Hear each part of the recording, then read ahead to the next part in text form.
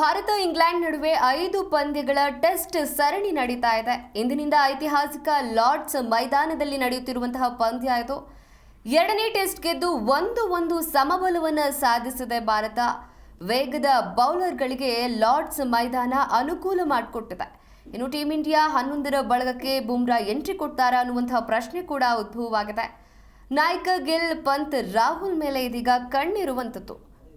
ನೋಡಿ, ಭಾರತ ಇಂಗ್ಲೆಂಡ್ ನಡುವೆ 5 ಪಂದ್ಯಗಳ ಟೆಸ್ಟ್ ಸರಣಿ.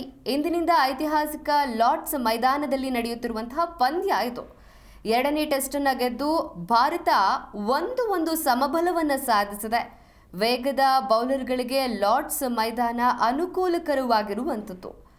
ಇನ್ನು ಟೀಂ ಇಂಡಿಯಾ 11ರ ಬಳಗಕ್ಕೆ ಬುಮ್ರಾ ಎಂಟ್ರಿ ಕೊಡ್ತಾರಾ ಅನ್ನುವಂತಹ ಪ್ರಶ್ನೆ ಕೂಡ ಮೂಡಿದೆ. ನಾಯಕ ಗಿಲ್, ಪಂತ್, ರಾಹುಲ್ ಮೇಲೆ ಇನ್ನು ಎಲ್ಲರ ಕಣ್ಣಿರುವಂಥದ್ದು. ಈ ಬಗ್ಗೆ ಇನ್ನಷ್ಟು ಮಾಹಿತಿ ಕೊಡ್ತಾರೆ ನಮ್ಮ ಪ್ರತಿನಿಧಿ ಮಲ್ಲಿಕಾರ್ಜುನ್. ಸರಣಿಯಲ್ಲಿ 2 ಪಂದ್ಯ ಕೂಡ ಆಗಿದೆ. 2 ತಂಡ ಒಂದೊಂದು ಗೆಲುವನ್ನು ಪಡೆದುಕೊಂಡಿದೆ. ಇವತ್ತಿನ ಪಂದ್ಯ ಲಾರ್ಡ್ಸ್ನಲ್ಲಿ ನಡೀತಾ ಇರುವಂಥದ್ದು. ಟೀಂ ಇಂಡಿಯಾ ಏನಾದರೂ ಬದಲಾವಣೆ ಮಾಡ್ಕೊಳ್ಳುತ್ತಾ ಇಂದಿನ ಮ್ಯಾಚ್ ಬಗ್ಗೆ ಹೇಳೋದಾದ್ರೆ? ಎಸ್ ದೀಪ್ತಿ, ಇವತ್ತಿನ ಪಂದ್ಯ ಲಾರ್ಡ್ಸ್ ನಲ್ಲಿ ನಡೀತಾ ಇದೆ. ಕ್ರಿಕೆಟ್ ಕಾಶಿ ಅಂತ ಕರೆಸಿಕೊಳ್ಳುವಂತಹ ಲಾರ್ಡ್ಸ್. ನೋಡಿ, ಪ್ರತಿಯೊಬ್ಬ ಕ್ರಿಕೆಟ್ ಆಟಗಾರನಿಗೂ ಕೂಡ ಈ ಲಾರ್ಡ್ಸ್ ನಲ್ಲಿ ಆಡ್ಬೇಕು ಅನ್ನುವಂಥದ್ದು ಒಂದು ದೊಡ್ಡ ಕನಸು. ಆ ಒಂದು ಪಿಚ್ ನಲ್ಲಿ ಆಡಿದ್ರೆ ತಮ್ಮ ಜನ್ಮ ಸಾರ್ಥಕ ಅನ್ನುವಂತ ಫೀಲ್. ಯಾಕೆಂದ್ರೆ ಅದಕ್ಕೊಂದು ದೊಡ್ಡ ಇತಿಹಾಸನೇ ಇದೆ. ಆ ಮೊದಲ ಟೆಸ್ಟ್ ಪಂದ್ಯ ಕೂಡ ಆಗಿದ್ದು ಅಲ್ಲೇ. ಇವತ್ತಿನ ಪಂದ್ಯಕ್ಕೆ ಬರೋದಾದ್ರೆ ಖಂಡಿತವಾಗ್ಲೂ ಈಗಾಗಲೇ ಈ ಒಂದು 5 ಪಂದ್ಯಗಳ ಸರಣಿಯಲ್ಲಿ 1-1 ಸಮಬಲವನ್ನ 2 ತಂಡಗಳು ಸಾಧಿಸಿವೆ. ಮೊದಲ ಪಂದ್ಯದಲ್ಲಿ ಗೆಲ್ಲುವಂತಹ ಪಂದ್ಯವನ್ನ ಭಾರತ ಕಳೆದುಕೊಂಡಿತ್ತು. ಆದ್ರೆ ಎರಡನೇ ಪಂದ್ಯದಲ್ಲಿ ಕಂಬ್ಯಾಕ್ ಆಯ್ತು. ಒಂದು ಒಳ್ಳೆ ಬಾಲಿಂಗ್, ಬ್ಯಾಟಿಂಗ್ ಪ್ರದರ್ಶನವನ್ನ ನೋಡೋದಕ್ಕೆ ಸಿಕ್ತು.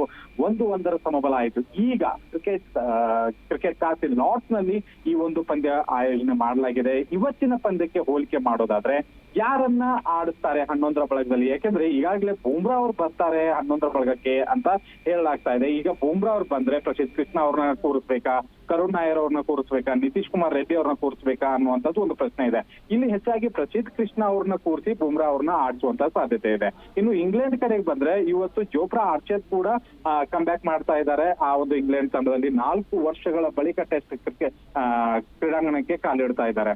2 ತಂಡಗಳು ಕೂಡ ಬಲಾಢ್ಯವಾಗಿದೆ. ಬ್ಯಾಟಿಂಗ್ ನಲ್ಲಿ ತುಂಬಾ ಸುಧಾರಣೆ ಕಂಡುಕೊಂಡಿದ್ದಾವೆ. ಆದ್ರೆ ಬಾಲಿಂಗ್ ನಲ್ಲಿ 2 ತಂಡಗಳು ಎಡವಿರೋದ್ರಿಂದ ಭಾರತದ ಕಡೆಗೆ ಬುಮ್ರಾ ಬರ್ತಾ ಇರೋದು, ಇಂಗ್ಲೆಂಡ್ ಕಡೆಗೆ ಜೋಫ್ರಾ ಆರ್ಚರ್ ಬರ್ತಾ ಇರೋದು, ಎಲ್ಲೋ ಒಂದು ಕಡೆಗೆ 2 ತಂಡಕ್ಕೂ ಕೂಡ ಒಂದ್ ಸ್ವಲ್ಪ ಪ್ಲಸ್ ಆಗ್ತಾ ಇದೆ ಅಂತ ಹೇಳ್ಬೋದು.